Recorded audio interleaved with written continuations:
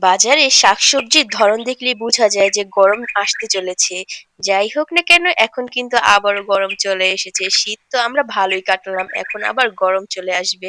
গরমে আবার কত কিছু, তাই না? এই তো বাজারে তো চাল কুমড়া উঠে গিয়েছে। তাই আজকেই নিয়ে এসেছি। আর আজকে চাল কুমড়ো ভাজি করব। সাথে থাকবে মাছ ভাজা। প্রতিদিনই তো তরকারি রান্না করে খাই। আর তোমাদের কত রকমের তরকারি রান্না করা শিখালাম এই পর্যন্ত। কে, কে শিখেছো? একটু কমেন্ট বক্সে বলো না, তাহলে ভালোই লাগে। তাহলে ভিডিও করতে আরো উৎসাহ জাগে। এই তো আমি জালিটাকে ভালো করে কেটে নিয়েছি। এবার হলুদ মরিচ দিয়ে মাখিয়ে নিব। এটা কি তোমরা ভেজে খাও নাকি আমাকে একটু জানিয়ে তো। এটাকে ভাজাও খাওয়া যায় আর এভাবে তেলে ডুবন্ত তেলে ভেজে গরম, গরম ভাত দিয়ে যদি আর থাকে মাছ ভাজা তাহলে তো কোনো কথাই নেই। আজকে আমি ভাজবো কই মাছ। কই মাছটা কিন্তু ভালোই লাগে ভেজে খেতে। এই তো বাসায় তো আমার কই মাছই ছিল তাই ভাবলাম জালের সাথে কই মাছটাই ভেজে নিব। এটাকেও ভালো করে হলুদ মরিচ মাখিয়ে নিচ্ছি। সবকিছুই হলুদ মরিচ আগে থেকে মাখিয়ে রাখলে বেশ ভালোই হয়। আগেই তো মাছটা ভেজে নিব।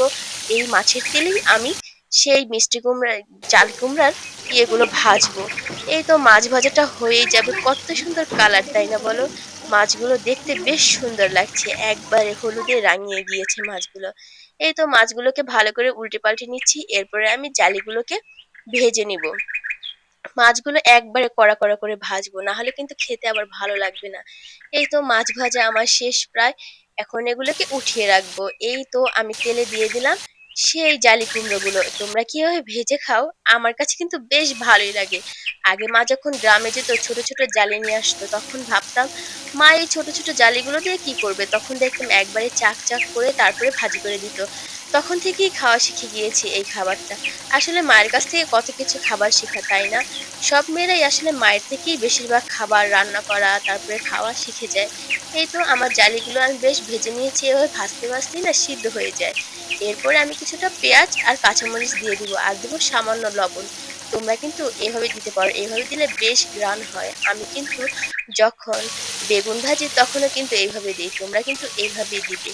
এইটা খেতে না এত ভালো লাগে, একবার এটার সাথে লেগে থাকবে আর খেতে বেশ ভালোই লাগে। আর ভাতের সাথে তো অনেক প্রয়োজনীয় একটা জিনিস পেঁয়াজ।